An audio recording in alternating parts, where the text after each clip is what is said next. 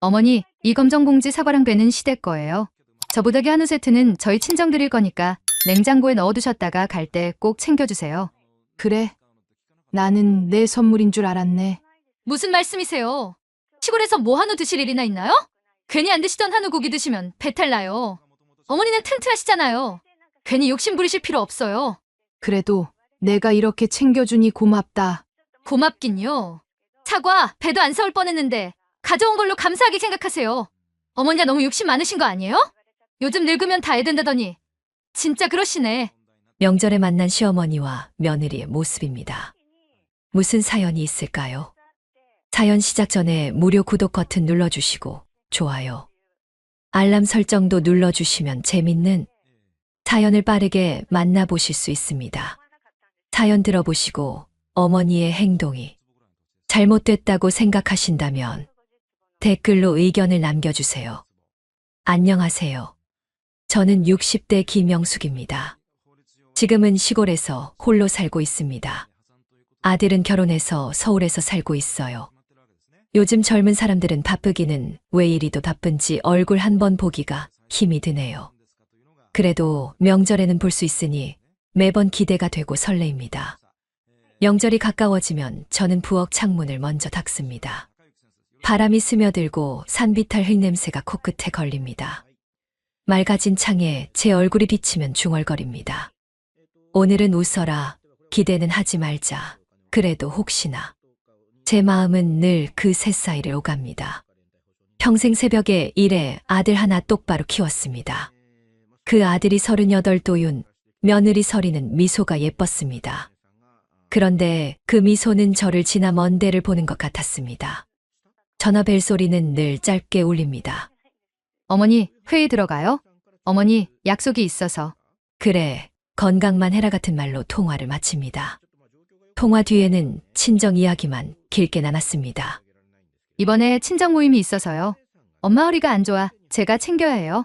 괜찮다 대답하면서도 마음 한구석이 매끈하게 긁히는 소리가 났습니다. 안방 장롱 위엔 보자기들이 가지런합니다.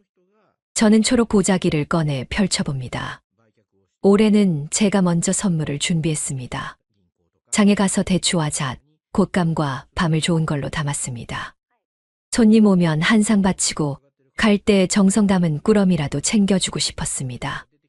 벽시계가 10시를 지나고 사골 끓는 김이 얇게 올라오며 팬에서는 동태전이 지글거렸습니다.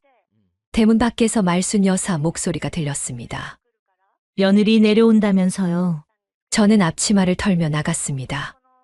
오늘은 바람이 많이 불지요. 그래도 얼굴 보니 좋으시지요?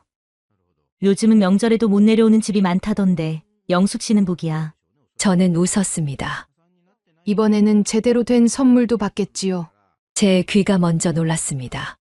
제가 이런 기대를 품을 줄이야. 말순 여사는 고개를 끄덕였습니다. 요즘 며느리들도 잘해. 저는 장독대 뚜껑을 쓸며 생각했습니다. 기대는 실망을 낳고 실망은 서러움을 낳는다. 그래도 한 번쯤은 인정받고 싶습니다. 점심을 훌쩍 넘긴 시각, 마당에 차가 멈춰섰습니다. 회색 승용차에서 아들이 내려 엄마, 왔어요. 인사합니다. 그 말에 등줄기를 타고 따뜻한 게 흘렀습니다. 뒤이어 며느리가 내립니다. 검정 스타킹에 단정한 코트, 손에는 검정 봉지 하나와 보자기 하나. 멀리서도 반짝거리는 그 보자기가 눈에 들어왔습니다. 왕골빛 새 보자기, 모서리에 금실이 박혀 매듭이 곱게 살아날 결. 제 마음이 그 보자기를 먼저 붙잡았습니다.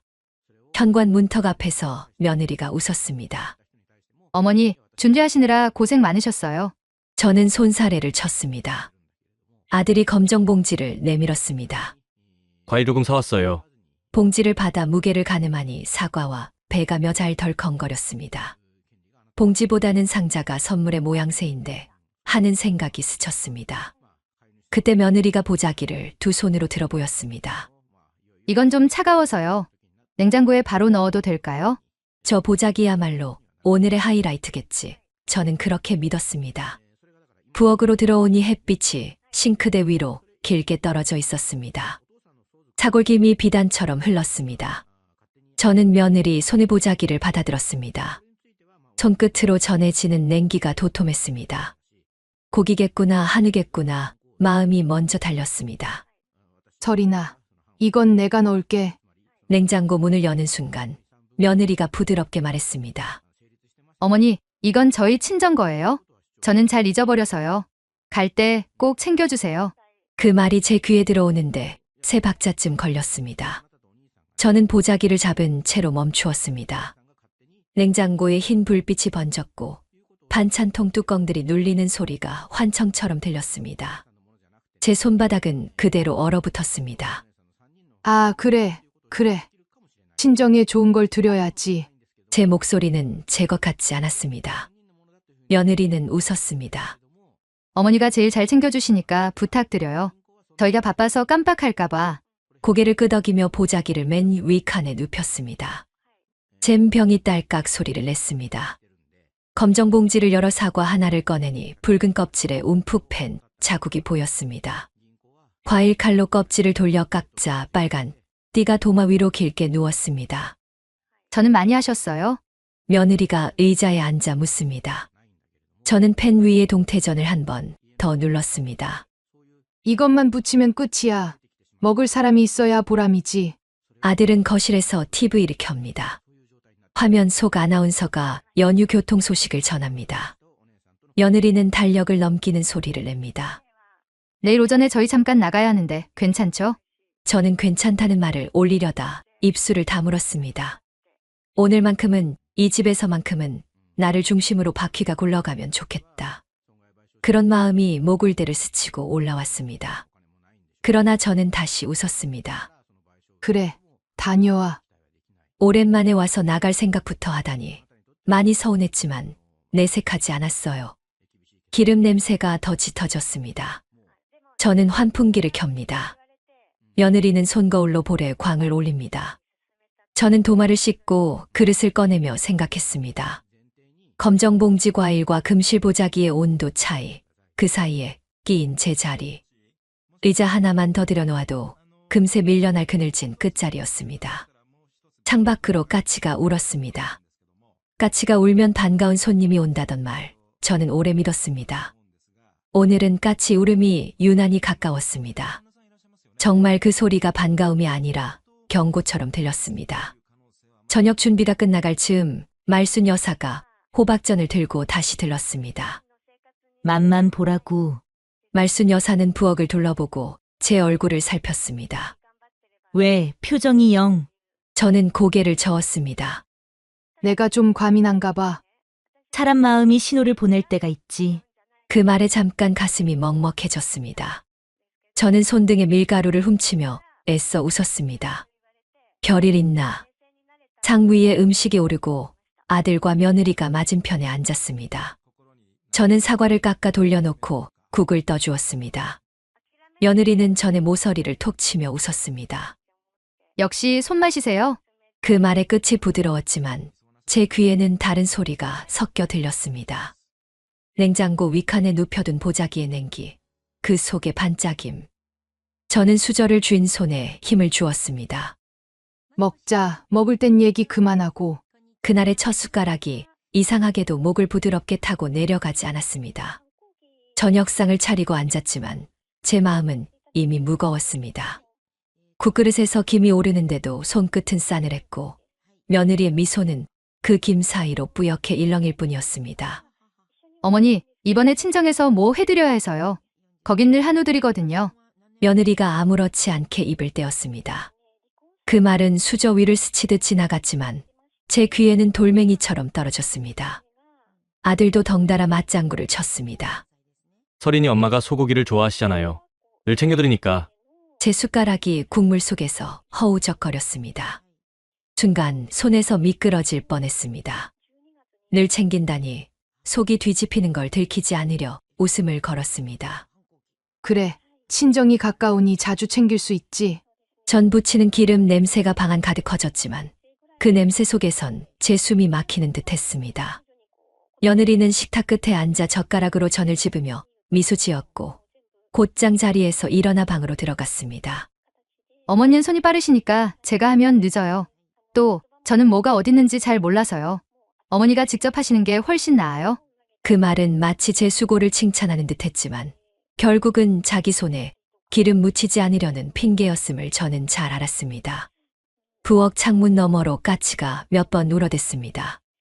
사람을 반기던 그 울음이 이젠 조롱처럼 들렸습니다. 시간이 흘러 설거지할 때쯤 아들이 현관에서 말했습니다. 엄마, 저녁에 동창 모임 있어서 잠깐 나갔다 올게요. 그러자 며느리가 기다렸다는 듯이 덧붙였습니다. 저도 같이 나갈게요. 집에만 있기 답답하잖아요. 그 순간 제 등골이 싸늘해졌습니다. 남겨진 건 전 부침 잔해와 기름기 가득한 접시들, 그리고 설거지통에 쌓인 그릇 산더미뿐이었습니다. 부엌 불빛 아래 제 그림자가 길게 늘어졌습니다. 그 그림자가 제 어깨를 누르는 듯 무거웠습니다. 손목이 욱신거리고 허리는 불에 댄 듯 뜨거웠습니다. 그런데도 그들은 저를 혼자 두고 가버렸습니다.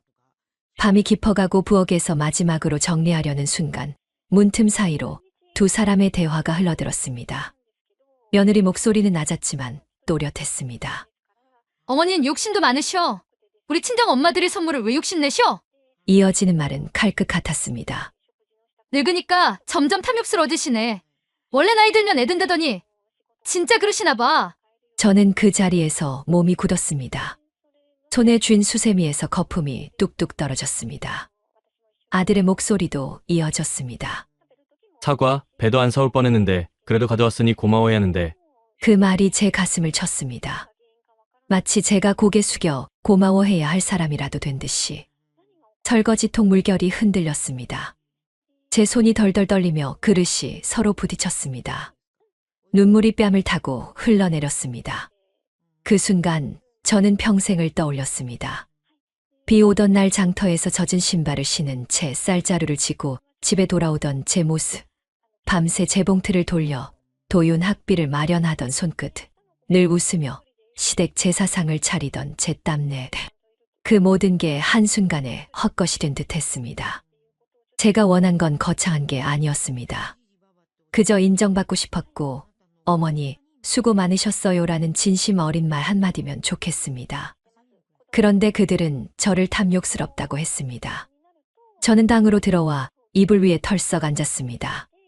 창밖에는 초승달이 걸려 있었고 찬바람이 창문 틈으로 스며들었습니다.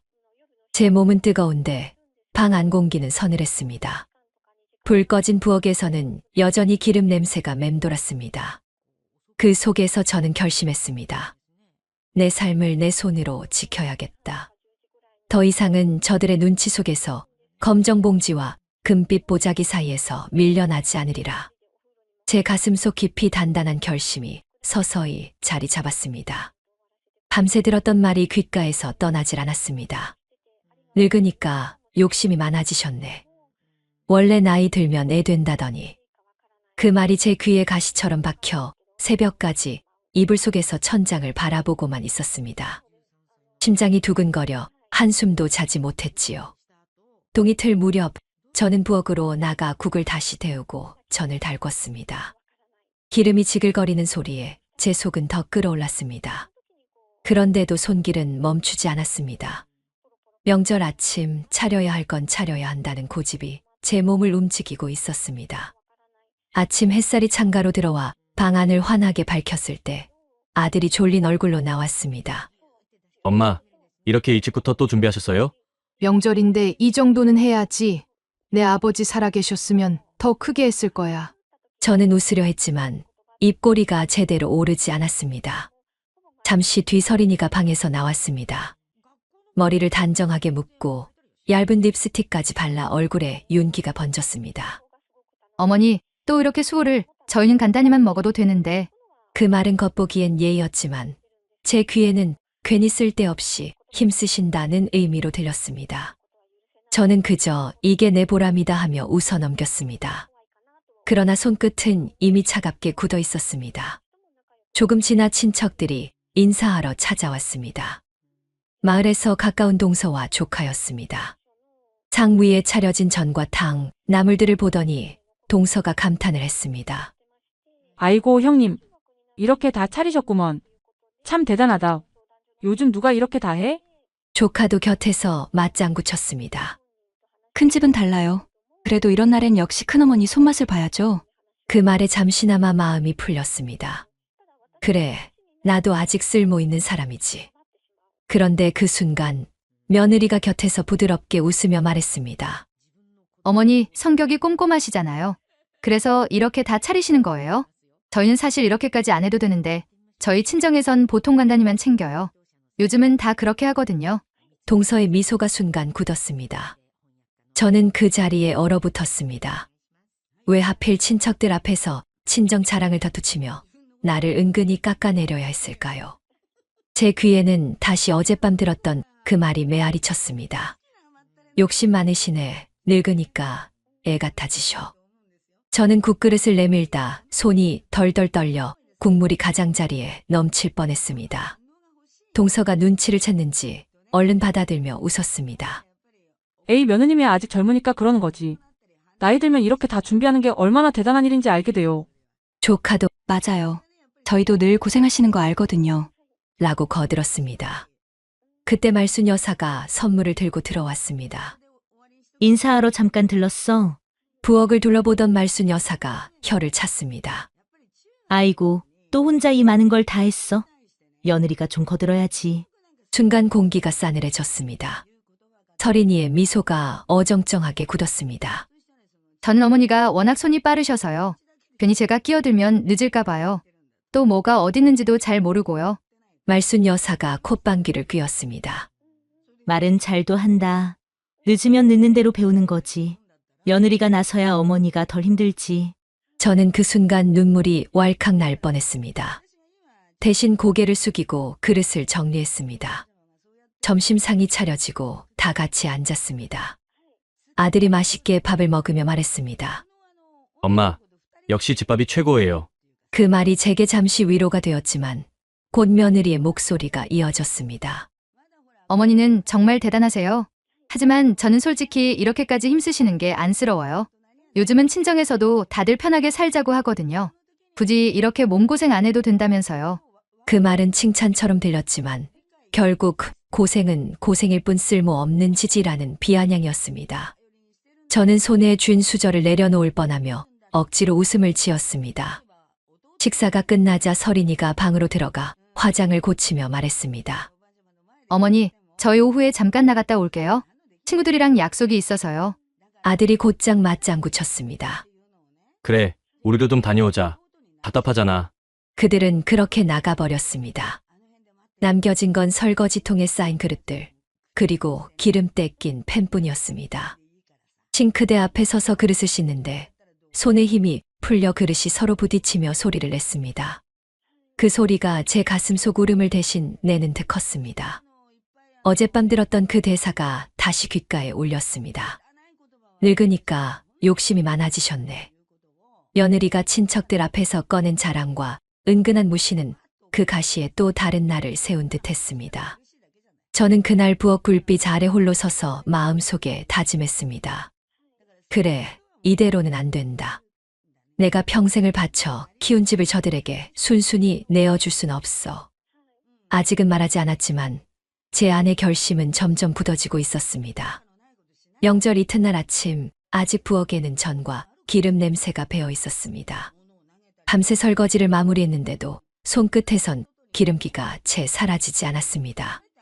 저는 소반 위에 남은 김치를 덜어내며 스스로에게 말했습니다. 오늘까지만 견디자. 내일부터는 다시 내 일상으로 돌아가면 된다. 하지만 마음 한구석에서는 이상하게 불안한 기운이 올라왔습니다. 거실에서는 TV 소리가 울려 퍼졌습니다. 아들이 채널을 돌리며 느긋하게 앉아 있었고 며느리는 소파에 다리를 꼬고 앉아 휴대폰 화면을 보고 있었습니다.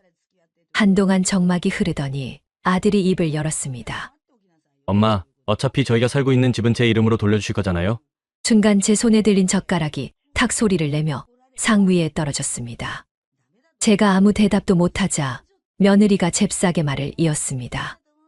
네, 어머니. 괜히 늦추지 마시고 정리해 두시면 어머니도 편하세요.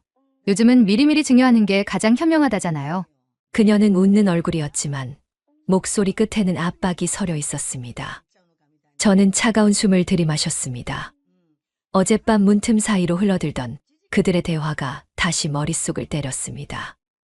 욕심 많으시네. 늙으니까 점점 애 된다니까. 그 말이 지금의 요구와 하나로 이어졌습니다. 내가 아직 살아있는데 벌써 집을 내놔야 한단 말이냐? 제 목소리는 떨렸습니다. 아들은 당연하다는 듯 대답했습니다. 엄마, 저희가 이미 들어와 살고 있으니까요. 서류만 정리하면 되는 거잖아요. 며느리가 거들었습니다. 맞아요. 어머니 집이 두 채면 세금만 많이 나오잖아요. 이번 기회에 명예 이전해주세요. 그 순간 제 눈앞에 스친 건 오래전 장면이었습니다. 젊은 시절 시장에서 억척같이 장사하던 제 모습. 때를 쓰는 도윤에게 국수 한 그릇을 들려주며 조금만 참아. 곧 잘 살 수 있을 거야라 속삭이던 기억. 그 아이를 위해 아끼고 모아 마련한 집이었는데 지금은 그 아이 입으로 당연히 내 거라는 말이 나오고 있었습니다. 저는 속으로 중얼거렸습니다. 너희가 살고 있는 그 집은 내 땀과 눈물의 집이다. 내가 당연히 차지할 수 있는 게 아니야. 하지만 겉으로는 웃음을 지었습니다. 그래, 알겠다. 생각해보마. 그 순간 며느리의 눈빛이 반짝이며 서로 눈짓을 나누는 게 보였습니다. 마치 미리 짜고 온 대본을 그대로 읽는 듯 했습니다. 잠시 후 두 사람이 외출 준비를 하며 방으로 들어갔습니다. 저는 홀로 마루에 앉았습니다. 창문 너머로 겨울 햇살이 기울며 마당을 비추고 있었습니다. 까치가 지붕 위에 앉아 울어댔습니다. 예전 같으면 반가운 소리라 여겼겠지만 이제는 제 귀에 조심하라는 경고처럼 들렸습니다. 저는 손을 무릎 위에 올려놓고 천천히 주먹을 쥐었습니다. 손등에 핏줄이 도드라지고 손끝이 하얗게 질릴 만큼 힘이 들어갔습니다. 이대로 두면 내 인생이 송두리째 뺏기겠구나. 그때 말순 여사가 놀러왔습니다. 영숙 씨, 왜 그렇게 얼굴이 잿빛이야? 혹시 또 며느리한테 무슨 소리 들은 거 아니야? 저는 떨리는 손으로 그릇을 받으며 겨우 대답했습니다. 말순 씨, 나 이제 알 것 같아. 내가 그동안 얼마나 바보였는지. 뭔 소리야? 내가 죽어라 모은 거, 내가 산 거, 그걸 다 나를 무시하는 저 사람들한테 당연히 넘겨야 한다고 생각한 내가 바보였어. 이제라도 지켜야 해. 내 삶은 아직 끝난 게 아니잖아. 말순 여사가 제 손을 꼭 잡았습니다. 맞아. 영숙 씨 인생은 아직 끝난 게 아니지. 이제라도 결심한 거라면 절대 물러서면 안 돼. 그날 밤 방 안에 홀로 누웠을 때 창문 너머로 초승달이 걸려 있었습니다. 달빛이 은실처럼 흘러 제 가슴 위에 떨어졌습니다. 저는 속으로 굳게 다짐했습니다. 그래, 이 집은 절대 저들에게 줄 수 없다. 내일 아침 부동산부터 찾아가야겠다. 다음 날 아침 아직 안개가 마당을 덮고 있었습니다. 아들, 며느리가 서울로 돌아가고 나니 조용한 게 이제 좀 숨을 쉬는 것 같았어요. 저는 부엌 창가에 서서 오래도록 손을 씻었습니다. 손끝이 하얗게 불어터질 때까지 물을 흘려보내고서야 멈췄습니다. 오늘은 다르게 살아야 한다. 오늘만큼은 내 뜻대로 움직여야 한다. 옷장을 열어 가장 단정한 검은 코트를 꺼냈습니다. 지난 겨울 장례식에 입었던 옷이었지요. 그 옷을 다시 입으려니 마음이 무겁기도 했지만 지금은 무게가 필요했습니다. 두터운 옷자락을 여미며 거울을 바라보니 제 얼굴은 이미 결심으로 굳어 있었습니다. 버스를 타고 읍내까지 나가는 동안 창밖 풍경은 어제와 다르지 않았습니다. 논두렁엔 까치가 서성이고 가게 앞에는 사람들이 분주히 오갔습니다. 하지만 제 눈에는 모두 낯설게만 보였습니다. 제 삶이 다른 길로 들어서고 있다는 확신 때문이었습니다. 손바닥은 땀으로 젖었고 심장은 쿵쿵 소리를 내며 제 귀를 때렸습니다. 서울 가는 기차를 타고 가는 내내 내가 너무 하는 건가? 그래도 아들인데. 생각했지만 며느리 옆에 숨어서 잘못된 행동을 하는 모습이 떠오르니 아들 걱정은 헛된 생각이라는 생각이 들었습니다. 아들 집 주변 부동산 사무소 앞에 서자 순간 발걸음이 멈췄습니다. 정말 이 길이 맞을까? 내가 평생 지켜온 집을 이렇게 팔아버려도 될까? 그러나 곧 머릿속에 며느리의 목소리가 또렷하게 울렸습니다. 늙으니까 욕심이 많아지시네. 그 말이 다시 제 등을 떠밀었습니다. 저는 두 눈을 감고 숨을 고른 뒤 문을 열었습니다. 안에는 중년의 공인중개사가 앉아 있었습니다. 어서 오세요. 무엇을 도와드릴까요? 저는 떨리는 목소리로 대답했습니다. 집을 팔려고 합니다. 저 앞에 아파트요. 중개사는 고개를 끄덕이며 서류를 챙겼습니다. 아, 그 집. 요즘 거래가 활발해서 금방 나갈 겁니다. 혹시 가격은 어느 정도 생각하고 계신가요? 저는 잠시 머뭇거리다 말했습니다. 시세대로 해주시면 됩니다. 다만 가능한 한 빨리였으면 합니다. 서류에 제 이름을 적는 순간 손끝이 덜덜 떨렸습니다. 그 떨림은 두려움이었지만 동시에 해방이었습니다. 그래, 이제 시작이다. 더 이상 저들의 압박에 끌려다니지 않겠다. 서류 작성을 마치고 나오는 길, 햇살이 따갑게 얼굴을 스쳤습니다. 그동안 가슴을 짓눌렀던 돌덩이가 조금은 굴러내린 듯 했습니다. 집에 거의 도착할 때쯤 골목길에서 말순 여사가 손을 흔들며 다가왔습니다. 어디 갔다 오시나 했더니 얼굴이 좀 달라 보이네. 저는 웃음을 지으려 했지만 금세 눈가가 젖었습니다. 말순 씨, 나 오늘 집을 내놨어. 말순 여사가 놀란 눈을 크게 떴습니다. 뭐라고? 그 집을? 아들 내외가 살고 있는 그 집을? 그래. 더는 두고 볼 수가 없었어. 내가 평생 모은 걸 저 사람들 손아귀에 넘기긴 싫더라. 말순 여사가 제 손을 꼭 잡았습니다. 잘했어, 영숙 씨. 참 잘했어. 이제라도 당신 뜻대로 하니 속이 후련하지. 저는 울먹이며 고개를 끄덕였습니다. 후련하면서도 두렵네. 혹시 내가 잘못하는 건 아닌가? 괜히 죄 짓는 건 아닌가? 에구, 무슨 소리야. 누구 집인데? 당신 집이지. 당신이 평생 고생해서 마련한 거잖아. 자식이라고 다 주는 게 능사야?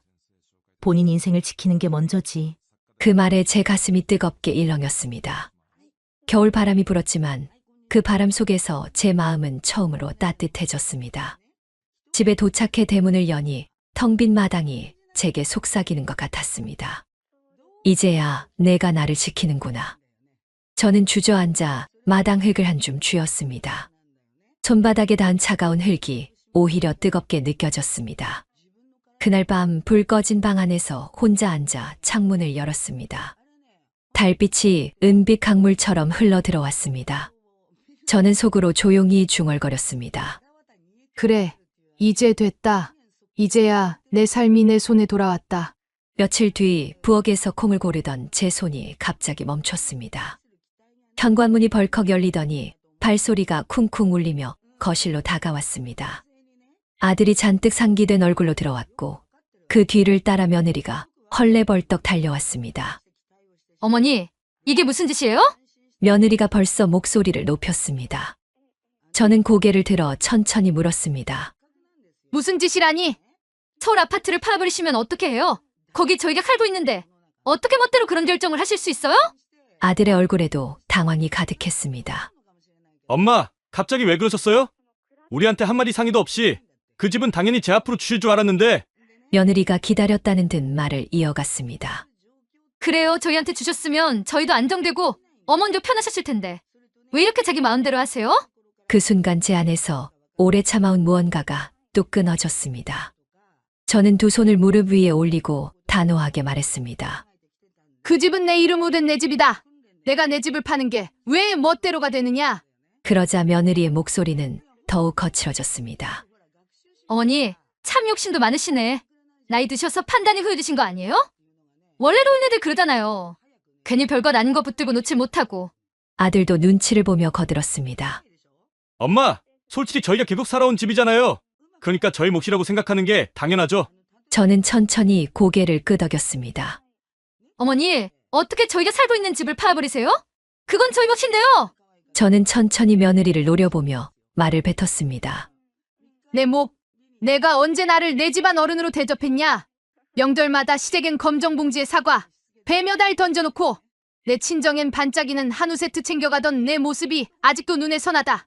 그게 내 진심 아니야? 내 친정만 귀하고 나는 눈꽃만큼도 존중하지 않는 주제의 집은 내 몫이라고? 염치라는 게 있으면 그런 말은 입에 담지도 못할 거다. 며느리 얼굴이 벌겋게 달아올랐습니다. 하지만 저는 멈추지 않았습니다. 그래서 팔았다. 검정봉지 사과, 배 몇 알로 나를 치부한 내가 결국 집까지 삼킬 거라는 게 뻔했으니까 내 집, 내 재산은 이제 다시는 내 손에 들어가지 않을 거다. 순간 방 안이 고요해졌습니다. 며느리의 얼굴이 붉게 달아오르더니 손을 허리에 얹고 소리쳤습니다. 어머니, 그럼 저희 보고 당장 나가라는 거예요? 어떻게 그런 말을 하실 수가 있어요? 자식한테 이럴 수 있어요? 빨리 이사갈 준비나 해라. 내 집을 무시한 대가를 이제라도 알아야 한다. 아들이 기가 막히다는 듯 두 손을 벌렸습니다. 엄마, 정말 혼자 살 수 있으시겠어요? 결국 저희 도움 필요할 텐데 괜히 고집 부리시다가 나중에 후회하실 거예요. 저는 웃으며 대꾸했습니다. 고집이라 부르든 뭐라 부르든 상관없다. 이건 내 마지막 자존심이다. 며느리는 씩씩거리며 자리를 박차고 나갔습니다. 아들도 따라가며 몇 번 뒤돌아봤지만 제 얼굴에는 흔들림이 없었습니다. 그날 밤 오랜만에 창문을 열고 달빛을 바라봤습니다. 마음속에 쌓여있던 돌덩이가 눈 녹듯 사라진 듯 했습니다. 며칠 후 뜻밖에도 며느리가 혼자 찾아왔습니다. 눈가는 벌겋게 부어 있었고 목소리는 달라져 있었습니다. 어머니, 제가 잘못했어요. 그땐 순간 화가 나서 그랬던 거예요. 사실 어머니가 얼마나 고생하셨는지 저도 알아요. 저희가 앞으로 잘할게요.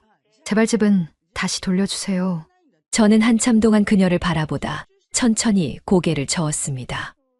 설이나, 이미 끝난 일이다. 나는 늦게 깨달았지만 내 삶은 내가 지켜야 한다는 걸 알았다. 너희가 지금 와서 사과해도 소용없다. 어머니, 제발 한 번만. 그녀가 울먹였지만 저는 단호하게 등을 돌렸습니다. 너희 둘이 얘기하는 거 다 들었어. 내가 했던 말 아직도 내 귀에 생생하다. 늙으면 욕심 많아지고 애가 된다 했지. 그래, 이제 욕심 많은 늙은이로 살겠다. 다만 그 욕심은 너희가 아닌 나를 위한 욕심이다. 그녀의 흐느낌이 뒤에서 들렸지만 저는 눈을 감고 고개를 들어 달빛을 마주했습니다. 이제야 속이 후련하다. 제 입가에 미소가 번졌습니다.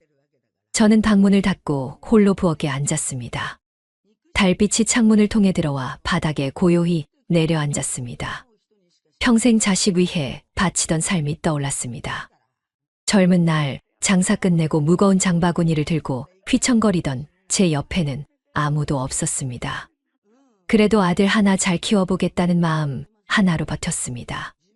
그런데 결국 돌아온 건 욕심쟁이라는 소리, 늙은이라 무시하는 말뿐이었습니다. 하지만 이제는 달랐습니다. 저는 제 집을, 제 삶을 지켰습니다. 그 사실만으로도 가슴이 벅차올랐습니다. 이제라도 나를 존중하며 살면 된다. 늦지 않았다. 내 인생은 아직 내 손 안에 있다. 창문 바깥이가 지붕 위에서 울어댔습니다. 저는 그 소리를 들으며 미소를 지었습니다. 더 이상 서럽지 않았습니다. 앞으로는 누구 눈치 보지 않고 제 마음이 시키는 대로 살기로 했습니다. 사연 들어주셔서 감사합니다. 영상 보시고 어머니의 행동이 잘못됐다고 생각하신다면 댓글로 의견을 남겨주세요. 다음 영상에서도 재밌는 사연이 기다리고 있습니다. 무료로 누를 수 있는 구독과 좋아요, 알람 설정을 눌러주시면 다음 영상을 더 빨리 만나보실 수 있습니다. 어머니, 그 시골 땅 당장 팔아서 우리 집 사주세요. 며느리가 대놓고 소리를 질렀어요. 수정아, 그건 뭐가 그건이에요? 요즘 시대에 부모가 자식 집 안 사주면 누가 사줘요? 정신 차리세요. 65년을 살면서 이런 말을 들을 줄 몰랐어요. 며느리 입에서 나오는 독설에 손이 떨렸죠. 어머니는 진짜 이기적이시네요. 손주 생각도 안 하시고 땅만 붙들고 있으면 뭐해요? 평생 자식만 바라보고 산 제가 이기적이라니요. 남편과 피땀 흘려 일군 그 땅을 쉽게 내놓으라고요? 시댁은 정말 쓸모없어요. 돈이라도 있어야 의미가 있죠. 며느리가 던진 그 말은 제 가슴을 찢어 놓았어요. 하지만 이 뻔뻔한 며느리는 몰랐죠. 착한 시어머니에게도 한계가 있다는 걸요. 대체 이 가족에게는 무슨 일이 있었던 걸까요? 시작 전에 구독과 좋아요, 알람 설정을 눌러주시면 큰 복이 찾아올 거예요. 댓글로 서로 의견을 남겨주세요. 안녕하세요. 저는 박정임이라고 합니다. 올해 65세예요. 가을 해가 뉘엿뉘엿 지고 있어요. 제 앞에는 남편과 함께 평생 갖고 온 밭 한 떼기가 펼쳐져 있죠. 그리 넓지도 않은 땅이지만 평생 농사로 번 돈을 모아서 마련한 소중한 재산이거든요. 남편이 세상을 떠난 지 벌써 3년이 흘렀네요. 처음엔 혼자 남겨진 게 막막했어요. 그런데 이 땅이 있으니까 든든하더라고요. 나중에 몸이 아프면 팔아서 요양비로 쓰고 손주들 학비라도 보태주려고 아껴뒀거든요. 외아들 민수는 서울에서 회사원으로 살고 있어요. 착한 아이죠. 매달 용돈도 빠짐없이 보내주고 명절 때면 꼬박꼬박 내려와요. 결혼한 지 5년 됐는데 며느리 수정이도 처음엔 참 예쁘게 굴었어요. 어머니, 안녕하세요. 수정이에요. 앞으로 잘 부탁드려요. 첫 인사부터 참 단정하더라고요. 도시 여자답게 말끔하게 차려입고 말투도 공손했죠. 그때만 해도 정말 좋은 며느리를 얻었다 싶었어요. 그런데 언제부턴가 며느리가 자꾸 이상한 소리를 하기 시작했어요. 어머니, 그 땅 말씀이에요. 요즘 땅값이 많이 올랐다면서요? 처음엔 그냥 관심 표현인 줄 알았어요. 그런데 통화할 때마다 땅 얘기만 꺼내는 거예요. 어머니, 땅 팔면 우리도 숨통이 트일 텐데요. 민수 오빠 월급으로 아이들 키우기가 빠듯해서요. 아직 손주도 없는데 벌써부터 아이들 걱정이라니요. 그런데 자식이 어려워 보이니까 뭐라고 말할 수가 없더라고요. 저녁 무렵 밭둑에 앉아 노을을 바라보면 남편 목소리가 들리는 것 같아요. 여보, 이 땅만큼은 함부로 건드리지 마. 우리가 새벽부터 밤늦게까지 일해서 마련한 거잖아. 맞아요. 이 땅은 제 인생 그 자체거든요. 봄에는 씨를 뿌리고 여름엔 김을 메고 가을엔 추수하며 살아온 세월이 모두 담겨 있어요. 그런데 요즘 며느리 전화를 받고 나면 왜 이렇게 마음이 무거워질까요? 핸드폰이 또 울리네요. 며느리 번호예요. 오늘은 또 무슨 얘기를 할까요? 그날 밤 며느리에게서 전화가 왔어요. 평소보다 목소리가 한층 더 진지하더라고요. 문득 불길한 예감이 들었어요. 전화기를 받는 손이 미세하게 떨리더라고요. 어머니, 한 가지 말씀드릴 게 있어서요. 그 땅 말씀이에요. 팔아서 우리 아파트 사는데 도움 좀 주실 수 있을까요? 순간 머릿속이 하얘졌어요. 설마 했는데 정말 그런 얘기를 하는구나 싶었죠. 심장이 쿵쾅거리는 소리가 귓가에 울렸어요. 며느리는 이미 준비된 듯 차근차근 설명하기 시작했어요. 요즘 땅값이 얼마나 올랐는지, 지금이 얼마나 좋은 타이밍인지, 우리 가족을 위해 얼마나 필요한 일인지요. 어머니도 아시잖아요. 요즘 부모님 도움 없이 집 사는 사람이 어디 있어요. 말끝을 흐리니까 며느리가 더 적극적으로 나오더라고요. 마치 이미 결정된 일처럼 말하는 게 서운했어요. 며칠 뒤엔 아들까지 함께 내려왔어요. 민수가 어색한 표정으로 마당 평상에 앉더니 한참을 말없이 있었어요. 그러다가 조심스럽게 입을 열었죠. 아들 얼굴에는 미안함과 간절함이 동시에 묻어났어요. 평소 같으면 어머니 뜻대로 하세요라고 했을 텐데 오늘은 달랐어요. 우리 애가 태어나면 방도 필요하고 지금 아니면 언제 집을 사겠어요. 수정이가 옆에서 거들어주는 목소리가 들렸어요. 손주 얘기를 하니까 마음이 흔들리기 시작했어요. 그래요. 손주를 위해서라면 뭐든 해줘야 하는 게 할머니 마음이죠. 그런데 동시에 남편 생각이 났어요. 새벽 서리가 내린 밭에서 호미질하던 남편의 구부정한 등이 떠올랐죠. 한 평 한 평 정성으로 일궈낸 그 땅이에요. 남편이 병상에서도 제 손을 꽉 잡고 했던 말이 귓가에 맴돌았어요.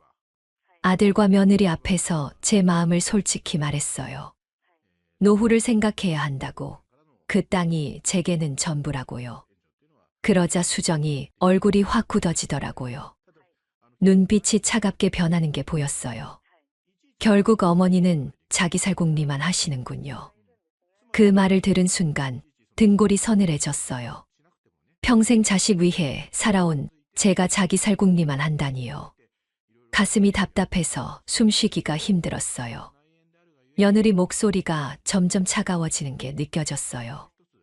마치 제가 이기적인 사람인 것처럼 몰아가는 듯했죠. 아들은 그냥 고개만 숙이고 있었어요. 평소 착하다고 생각했던 아들이 제 편을 들어주지 않는 게 더 서운했어요. 아니에요. 솔직히 말씀하세요.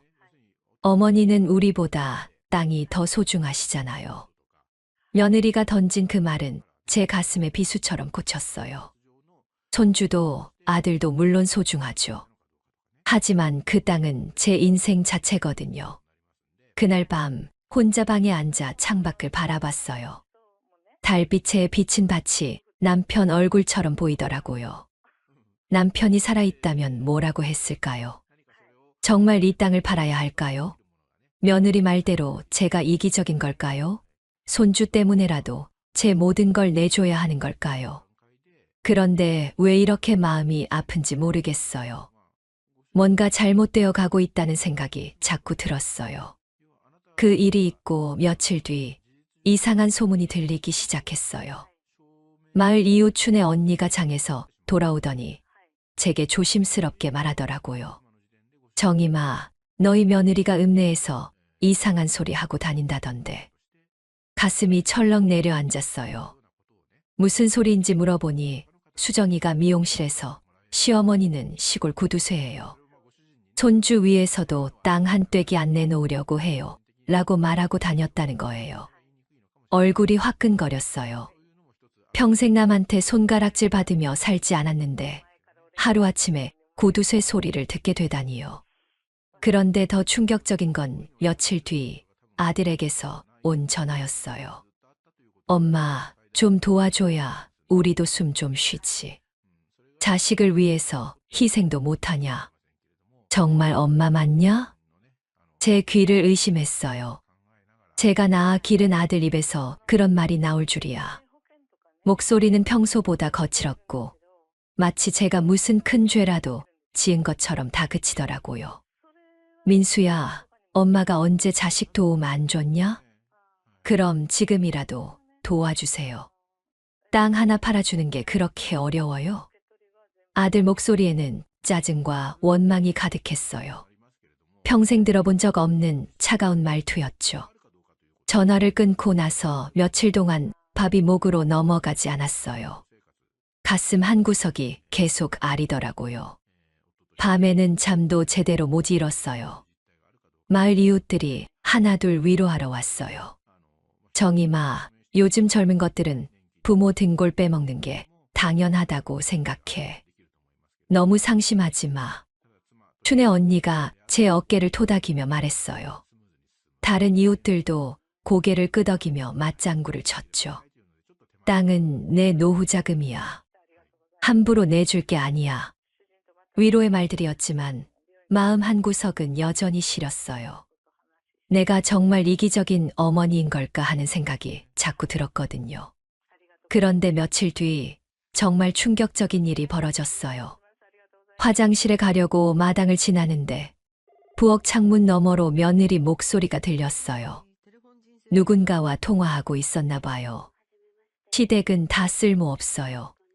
시아버지도 일찍 죽고 시어머니는 구두쇠고 저 땅이라도 받아야 의미 있죠. 순간 다리에 힘이 풀렸어요.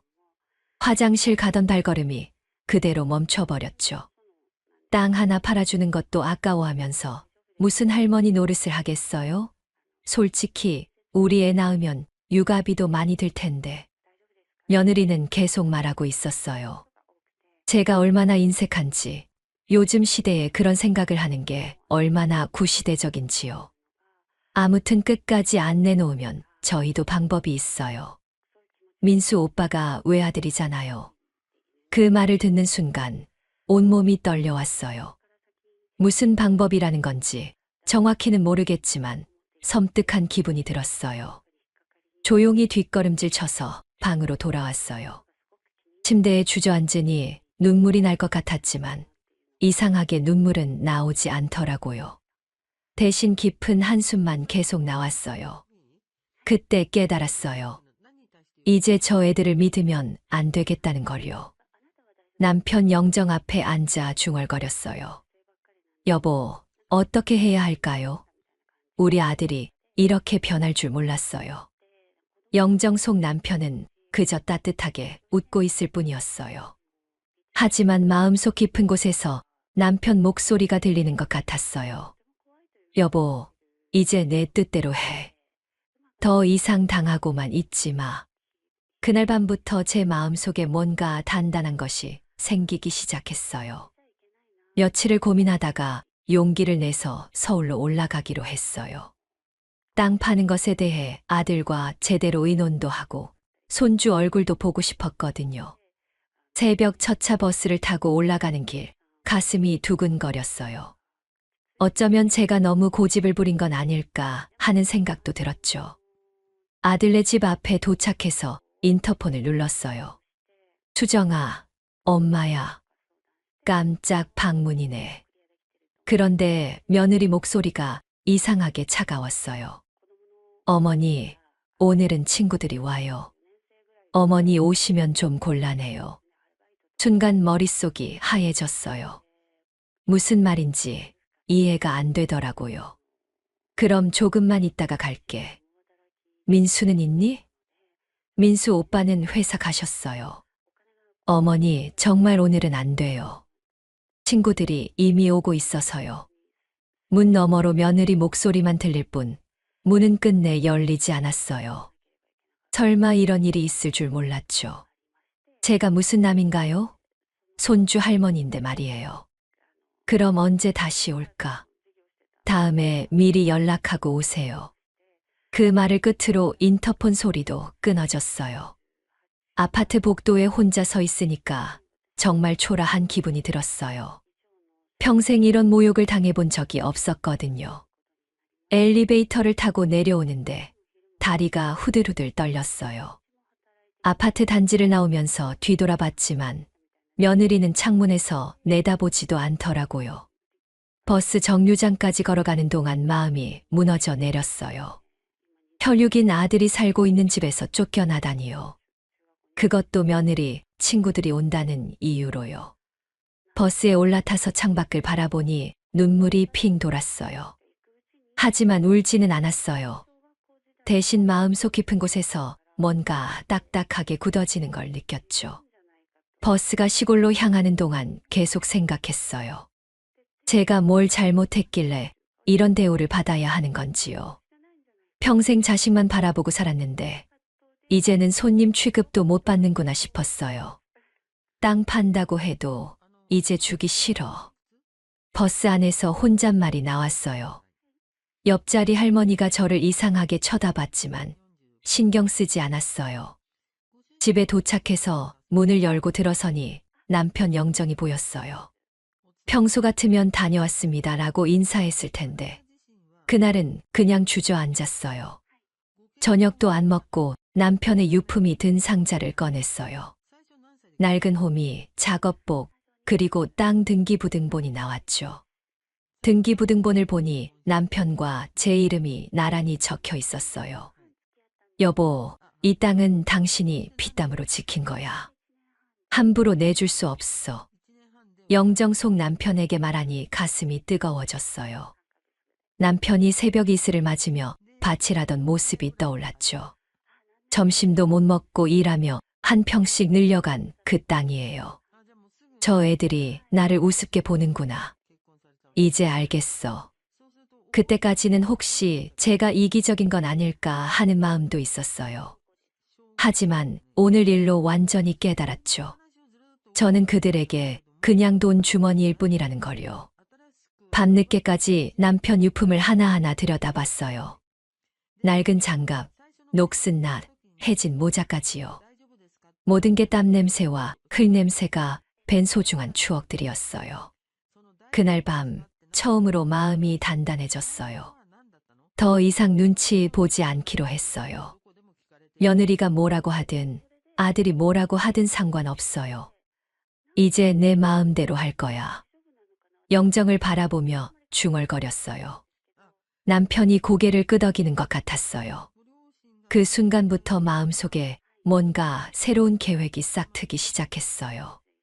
정확히 뭘 해야 할지는 모르겠지만 분명한 건 더 이상 당하고만 있지는 않겠다는 거였어요. 그날 밤을 지새우고 나서 마음이 이상하게 차분해졌어요. 울분도 사라지고 대신 묘한 평온함이 찾아왔죠. 아침에 일어나 거울을 보니 제 얼굴이 달라 보였어요.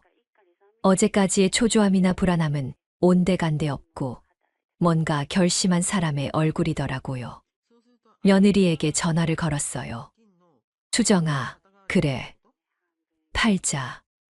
이제 나도 정리할 때가 됐지. 전화 너머로 며느리가 깜짝 놀라는 기척이 들렸어요. 아마 이렇게 쉽게 포기할 줄 몰랐나 봐요. 며느리는 그 소식을 듣자마자 흥분을 감추지 못하더라고요. 친구들에게 자랑하느라 바쁠 게 뻔했어요.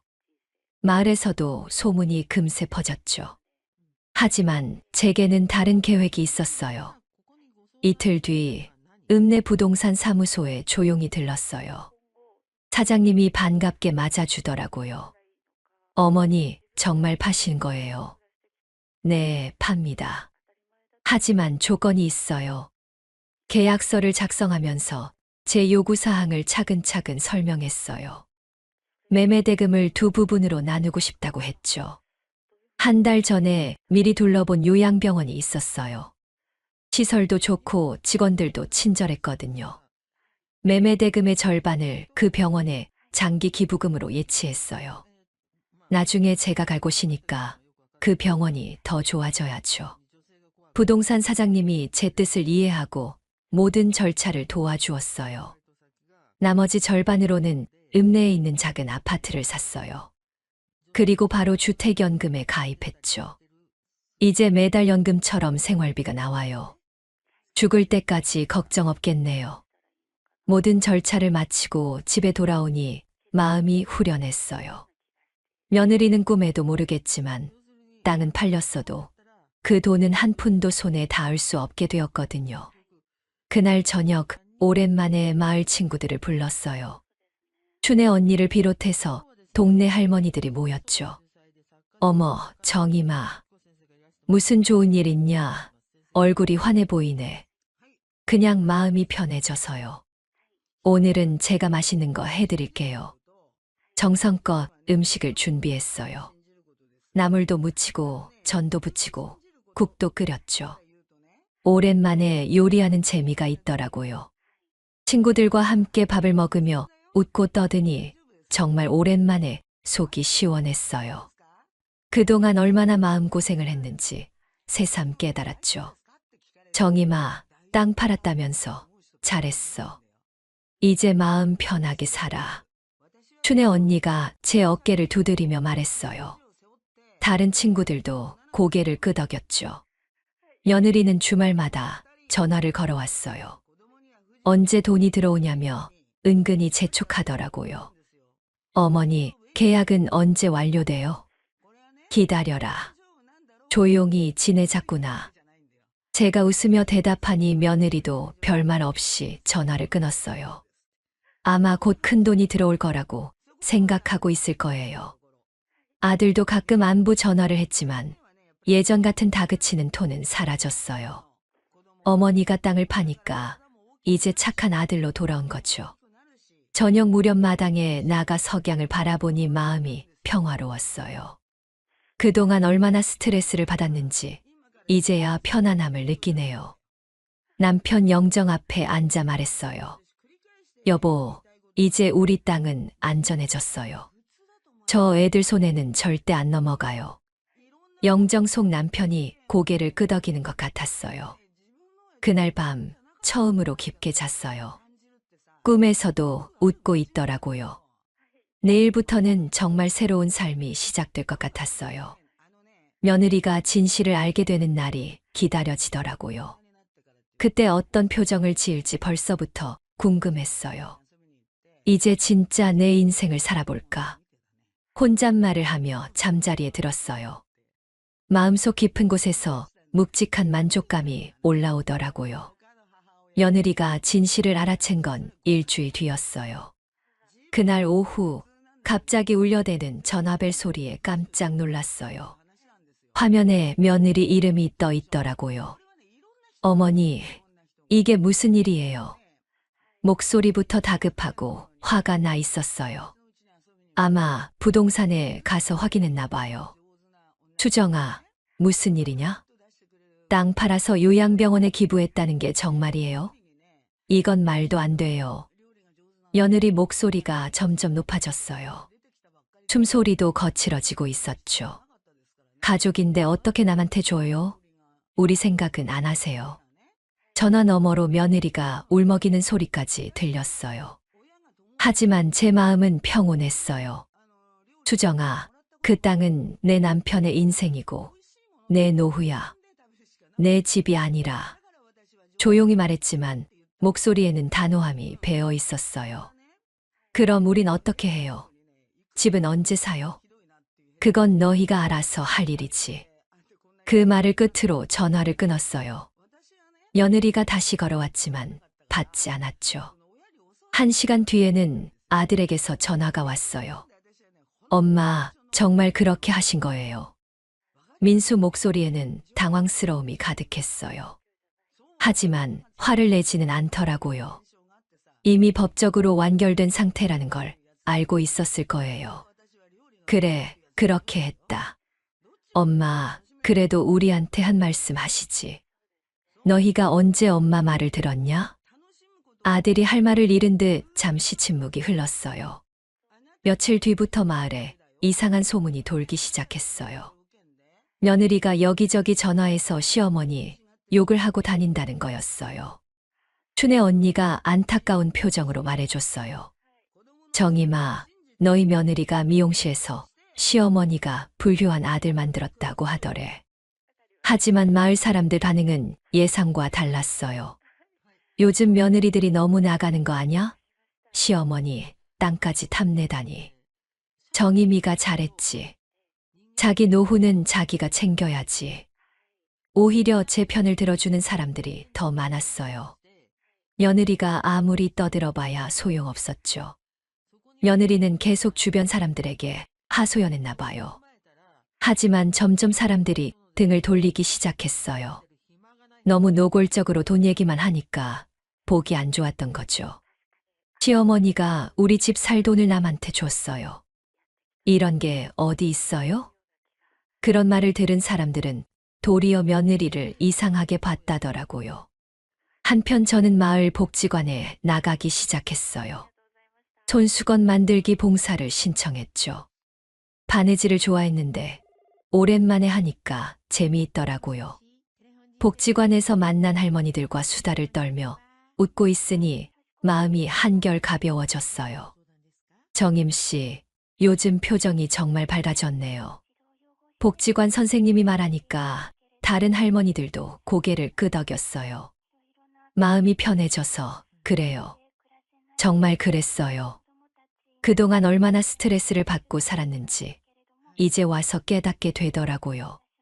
집에 돌아와서 저녁을 먹고 있는데 또 며느리에게서 전화가 왔어요. 어머니, 제발 다시 생각해 보세요. 기부금 취소할 수 있잖아요. 목소리가 애걸하는 투였어요. 하지만 제 마음은 흔들리지 않았죠. 이미 끝난 일이야. 그럼 적어도 절반이라도. 수정아, 그만해라. 더 이상 말하지 마. 전화를 끊고 나서 남편 영정을 바라봤어요. 여보, 이제 우리 땅은 정말 안전해졌어요. 좋은 일에 쓰였으니 당신도 기뻐하시겠죠. 그날 밤부터 며느리 전화가 뚝 끊어졌어요. 아들도 마찬가지였죠. 아마 포기한 모양이에요. 오히려 저는 더 편안해졌어요. 복지관에서 새로운 친구들도 사귀고 봉사활동도 하니까 하루하루가 즐거웠거든요. 주택연금으로 들어오는 돈도 충분했어요. 혼자 사는데 부족함이 없었죠. 며느리가 마을에서 아무리 떠들어도 이제 신경 쓰지 않았어요. 사실이니까 당당했거든요. 한 달 뒤 춘의 언니가 웃으며 말했어요. 정임아, 너희 며느리 요즘 조용하더라. 사람들이 안 들어주니까 포기한 모양이야. 그때 깨달았어요. 진실은 언젠가 드러나게 되어 있다는 거요. 이제 정말 제 인생을 사는 기분이었어요. 6개월이 지났을 무렵 예상하지 못한 방문객이 왔어요. 인터폰이 울려서 나가보니 며느리 수정이가 서 있더라고요. 그런데 예전과는 완전히 다른 모습이었어요. 화장기 없는 얼굴에 초라한 옷차림이었죠. 문을 열어주니 며느리가 고개를 푹 숙이고 들어왔어요. 평소 당당하던 모습은 온데간데 없었죠. 어머니, 죄송해요. 목소리도 작고 떨리고 있었어요. 뭔가 큰일이 생겼다는 게 한눈에 보였죠. 거실로 안내해서 차를 한 잔 따라줬어요. 며느리는 차를 받아들고도 한참을 말하지 못하더라고요. 무슨 일이냐? 제가 먼저 물어보니 며느리가 눈물을 흘리기 시작했어요. 어머니, 전세 만기가 다 됐어요. 그런데 집주인이 나가라고 해요. 역시 그런 일이었군요. 예상했던 대로였어요. 이번엔 진짜 갚을게요. 우리 애가 좋은 학교 가야 해서 이사도 못 가겠어요. 며느리가 애걸하는 목소리로 말했어요. 하지만 제 마음은 전혀 흔들리지 않았죠. 차를 한 모금 마시고 천천히 말했어요. 수정아, 기억나니? 내가 그랬지. 시댁은 쓸모없다고. 며느리 얼굴이 순간 굳어지더라고요. 자신이 했던 말을 기억하는 모양이었어요. 그래서 생각했어. 쓸모없는 시댁은 이제 사라져야겠구나. 며느리가 입술을 떨며 제게 애원하는 눈빛을 보냈어요. 하지만 이미 늦었죠. 서랍에서 서류를 꺼내 며느리 앞에 놓았어요. 이게 내가 산 아파트 등기야. 이건 내 이름으로 돼 있고 이미 주택연금에 들어갔어. 며느리가 서류를 보더니 얼굴이 하얘졌어요. 그러니까 앞으로 내가 죽어도 너한테 떨어질 건 없어. 요양병원 기부 확인서도 함께 보여줬어요. 며느리 손이 덜덜 떨리고 있었죠. 어머니, 그건 너무하잖아요. 며느리가 갑자기 소리를 질렀어요. 그동안 참고 있던 화가 터진 모양이었죠. 우리가 언제 어머니한테 그렇게 했어요? 집 한 채만 도와달라는 게 그렇게 어려웠어요? 목소리가 점점 커지고 있었어요. 하지만 제가 더 차분했죠. 자리에서 일어나 현관 쪽으로 걸어갔어요. 며느리도 따라오더라고요. 문 앞에 서서 며느리를 돌아봤어요. 수정아, 너희는 집을 얻으려 했지만 나는 이제 자유를 얻었어. 며느리가 멍한 표정으로 제게 바라봤어요. 이게 진짜 부자야. 문을 열어주니 며느리가 어쩔 줄 몰라 하더라고요. 어머니, 제발. 이제 가거라. 다시는 오지 마. 며느리가 복도로 나가면서 뒤돌아봤지만 문은 이미 닫혔어요. 문을 닫고 나서 거실로 돌아왔어요. 며느리가 놓고 간 서류들을 정리하면서 미소가 지어졌어요. 벽에 걸린 요양병원 감사패를 바라봤어요. 지난달에 병원에서 보내준 거였어요. 박정임님의 따뜻한 기부에 감사드립니다. 글귀를 읽으니 마음이 뿌듯했어요. 남편 영정 앞에 앉아 말했어요. 여보, 내 인생 이제 내 거야. 영정 속 남편이 환하게 웃고 있는 것 같았어요. 그날 저녁 복지관 친구들과 약속이 있었어요. 손수건 만들기 봉사가 끝나고 다 같이 저녁을 먹기로 했거든요. 집을 나서면서 뒤돌아봤어요. 제 작은 집이 저녁 노을에 물들어 있었죠. 이제 정말 자유야. 혼잣말을 하며 걸음을 옮겼어요. 발걸음이 한결 가벼워진 기분이었어요. 복지관에서 만난 친구들이 제게 말했어요.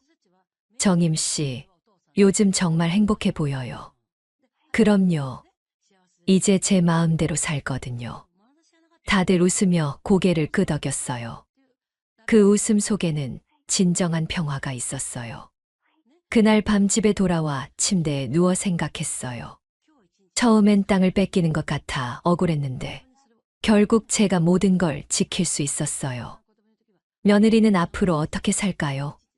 그건 더 이상 제 관심사가 아니에요. 중요한 건 제가 이제 진짜 제 인생의 주인이 되었다는 거예요. 그 일이 있고 한 달이 지났어요. 아침에 일어나 창문을 열면 시원한 바람이 들어와요.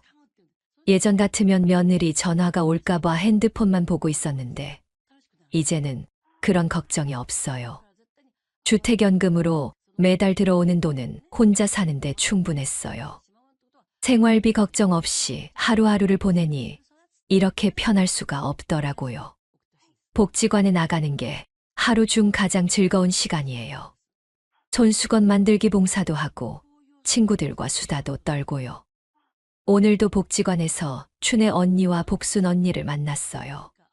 3명이 모여서 바느질하며 이런저런 얘기를 나눴죠.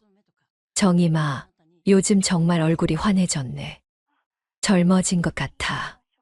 복순 언니가 웃으며 말했어요. 거울을 봐도 예전보다 표정이 밝아진 게 느껴져요. 이젠 애들 생각보다 내 하루가 더 소중하네요. 그 말을 하니 친구들이 모두 고개를 끄덕였어요. 맞아, 맞아. 우리 나이에 뭐 하러 눈치 보며 살아. 춘혜 언니가 거들어 주더라고요. 점심시간에는 복지관에서 제공하는 식사를 같이 먹었어요. 혼자 먹는 밥보다 훨씬 맛있게 느껴져요. 무엇보다 함께 먹는 사람들이 있다는 게 좋았어요.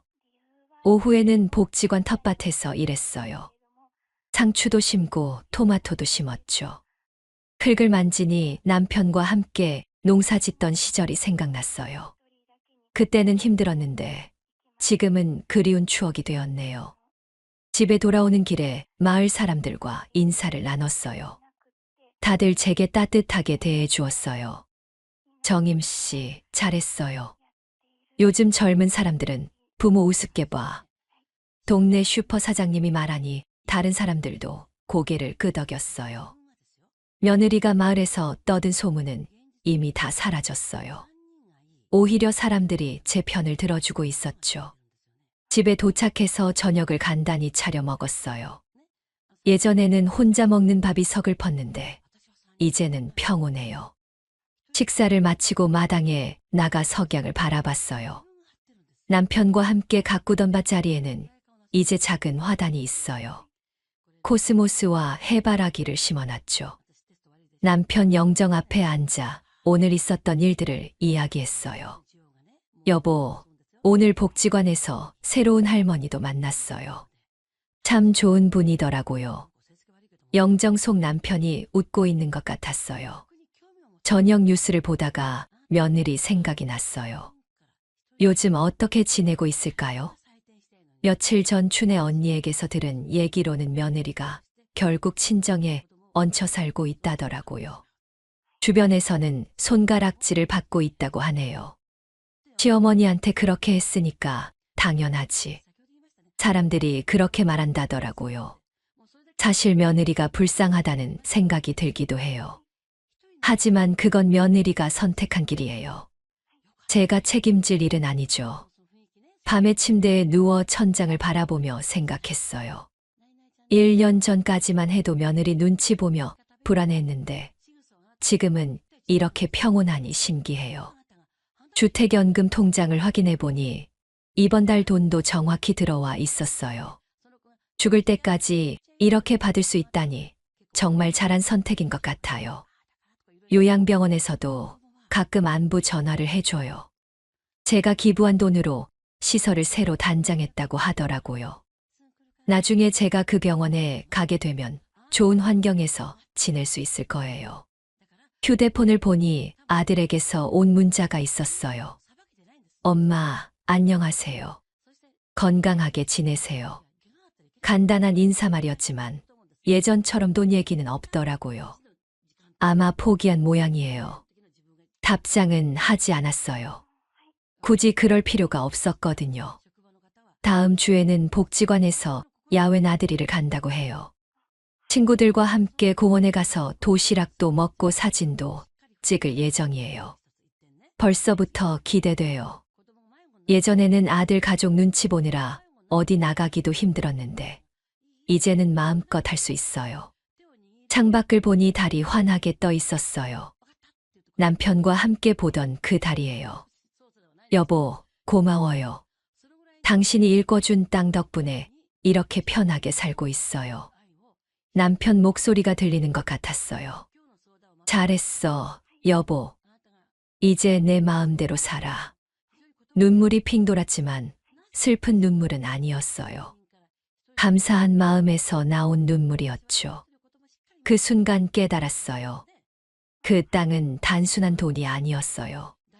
제 삶의 증거였고 남편과 함께한 추억이었으며 제 존엄을 지켜주는 마지막 희망이었던 거예요. 그리고 지금은 그걸 지킨 제가 참 자랑스러워요. 내일 아침에도 복지관에 나가서 친구들과 웃으며 하루를 보낼 거예요. 며느리 눈치 볼 필요도 없고 아들 전화 받을 걱정도 없어요. 이제 정말 제 인생을 사는 거예요. 마지막으로 남편 영정에게 말했어요. 여보, 이제 제대로 살아볼게요. 우리가 함께 일군 그 정신으로요. 그리고 편안하게 잠자리에 들었어요. 내일도 좋은 하루가 될 거라는 확신을 가지고요. 여러분은 어떻게 생각하시나요? 박정임 어머니의 선택이 옳았을까요? 댓글로 의견을 남겨주세요. 가족이라는 이름으로 당연하게 요구하는 건 정말 사랑일까요? 때로는 거절할 용기가 진짜 사랑인지도 모르겠네요. 노후는 내가 준비하는 거라는 어머니의 지혜가 참 와닿습니다. 그럼 오늘 이야기는 여기까지입니다. 영상을 시청해주신 모든 분들 고맙습니다. 구독과 좋아요, 알람 설정 부탁드립니다. 감사합니다.